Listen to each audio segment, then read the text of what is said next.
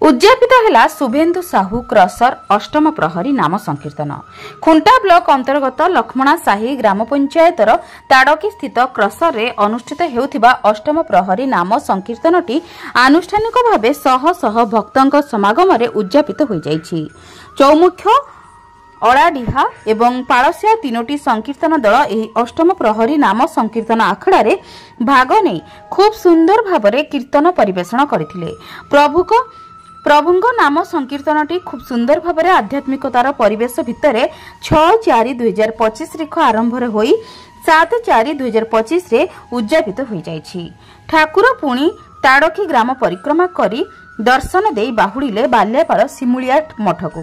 प्रकाश थाउ कि उक्त नाम संकीर्तन अनुष्ठान दीर्घ 8 वर्ष धरी ए अंचलर विशिष्ट युव उद्योगपति श्री शुभेन्दु कुमार साहू एवं तांकर स्वपरिवार द्वारा अनुष्ठित होई आसुछि।